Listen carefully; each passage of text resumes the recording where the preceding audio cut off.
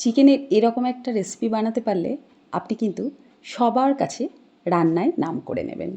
সত্যি দারুণ স্বাদের এই অসাধারণ রেসিপিটি। নমস্কার, আমি মৌসুমি, চলে এসেছি একটি নতুন চিকেনের রেসিপি নিয়ে। এখানে আমি 800 গ্রাম মতো চিকেন নিয়েছি। এখানে আমি 1 চামচ মতো বড় টেবিল চামচের আদা রসুন বাটা দিয়ে দিলাম, পরিমাণ মতো লবণ দিলাম, 1 চামচ দিলাম গোলমরিচ গুঁড়ো, আর দিলাম পাতিলেবুর রস, একটা গোটা পাতিলেবুর 1 চাপা রস।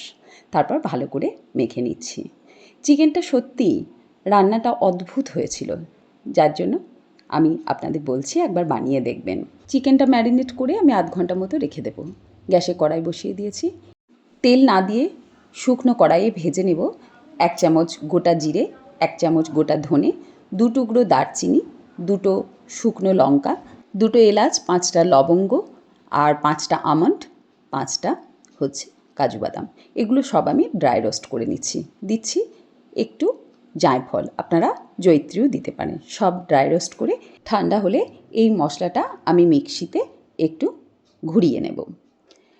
তো মশলাটা ঘুরিয়ে নিয়ে ঠিক গুঁড়ো হয়ে এরকম হয়ে গেছে, এটা সরিয়ে রাখলাম। এখন ওই কড়াইয়ের মধ্যেই দিয়ে দিলাম 2 টেবিল চামচ বাটার। আমি বাটার দিয়েছি, আপনারা সাদা তেলেও করতে পারেন, তবে বাটারের টেস্টটা খুব ভালো হয়। এখন 3টে মিডিয়াম সাইজের পেঁয়াজ আমি কুচি করে নিয়েছি, সেই পেঁয়াজ কুচিটা দিয়ে দিলাম। চিকেনের পরিমাণ অনুযায়ী কিন্তু সমস্ত মশলা দিতে হবে। তো ভালো করে এইভাবে লাল লাল করে ভেজে নিয়ে আমি এর মধ্যে দিয়ে দেব ম্যারিনেট করা চিকেনটা। এবার ভালো করে কষাতে থাকবো ঢাকা চাপা দিয়ে।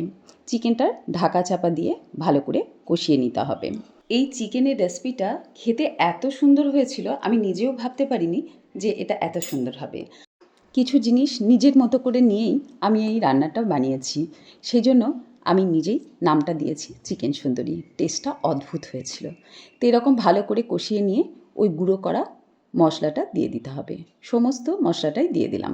এবার আবার ওই গুঁড়ো মশলাটা দিয়ে ভালো করে কষিয়ে নিতে হবে।